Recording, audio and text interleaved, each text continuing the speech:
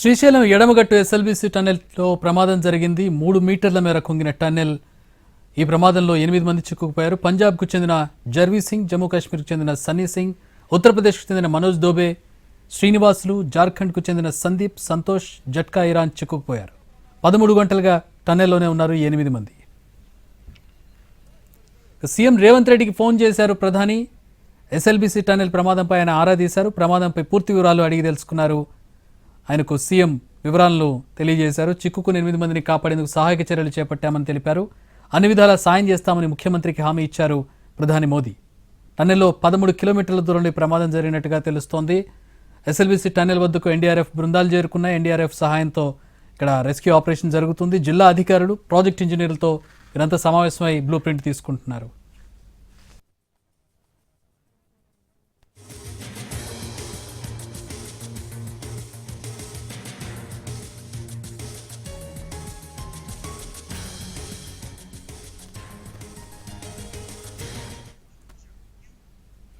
ప్రమాదం జరిగిన టన్నెల్ నుంచి మా ప్రతినిధి అహ్మద్ పాషా జాయిన్ అవుతున్నారు. అక్కడ వివరాలు తెలియజేస్తారు.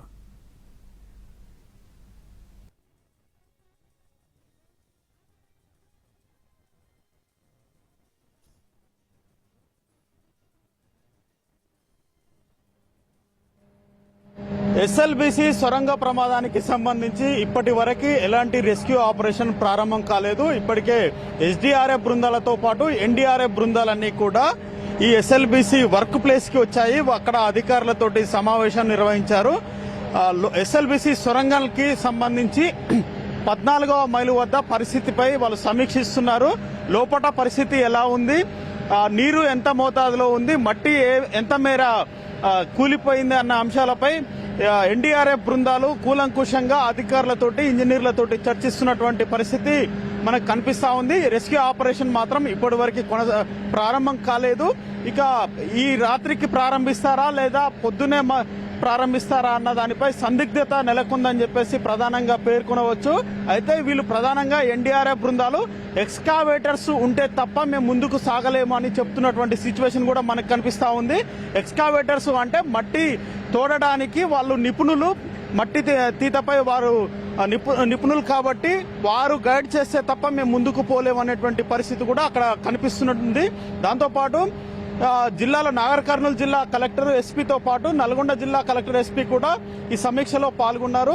అయితే నల్గొండ వైపు నుంచి ఉన్నటువంటి లోపల భూమి పరిస్థితిని, అదే మాదిరిగా ఇటువైపు నుంచి ఉన్నటువంటి భూమి పరిస్థితిని వాళ్ళు అంచనా వేస్తున్నారు. నల్గొండ వైపు నుంచి ఉన్నటువంటి భూమిలో శిలలతో కూడినటువంటి మట్టి ఉండటం వల్ల అక్కడ కూలే అవకాశాలు తక్కువగా ఉన్నట్లుగా అక్కడ ఉన్నటువంటి అధికారులు చెప్తుండగా, ఇటు నుంచి ఉన్నటువంటి భూమి మొత్తం మట్టి నీరుతో కూడుకున్నది కాబట్టి ఆ మట్టి పొరలు కూలుతున్నాయని చెప్పేసి ప్రాథమికంగా నిర్ధారణకు వచ్చారు. అయితే ఉదయం జరిగినటువంటి ఆ ఘటనా స్థలంలో ఉన్నటువంటి అధికారులు, ఇంజనీర్లతోటి కూడా ఎన్డీఆర్ఎఫ్ బృందాలు భేటీ అయ్యాయి. మొత్తం 36 మంది సభ్యులతో కూడినటువంటి ఎన్డీఆర్ఎఫ్ బృందం ఇక్కడికి చేరుకుంది. వారికి సపోర్టివ్ గా ఎస్డీఆర్ఎఫ్ బృందాలు ఉన్నాయి.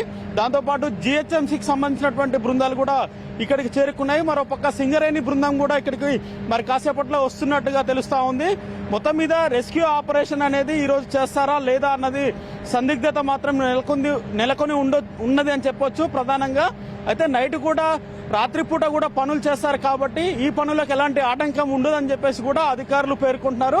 మరోపక్క 8 మంది అందులో చిక్కుకున్నట్లుగా అధికారులు నిర్ధారణకు వచ్చారు. అందులో 2 ఇంజనీర్లు, మరో 2 టెక్నికల్ అసిస్టెంట్లతో పాటు 4 కార్మికులు ఉన్నట్లుగా అధికారులు వెల్లడించారు. అయితే వారు ఉన్నటువంటి సిచ్యువేషన్ ఎలా ఉందన్న దానిపై ఇంకా క్లారిటీ రాలేదు. ఈ రాత్రికి ఎట్టి పరిస్థితుల్లో ఎన్డీఆర్ఎఫ్ బృందాలు లోనికి వెళ్తాయి. ఒకవేళ పూర్తి స్థాయిలో పనులు ముగియకున్నా కూడా లోపల ఉన్నటువంటి సిచ్యువేషన్ ని ఒక అంచనా వేసే అవకాశం ఉన్నట్లుగా తెలుస్తా ఉంది. మరోపక్క ఇప్పుడు 9:30 సమయం అవుతుంది. ఇప్పటి వరకు కూడా ఎలాంటి రెస్క్యూ ఆపరేషన్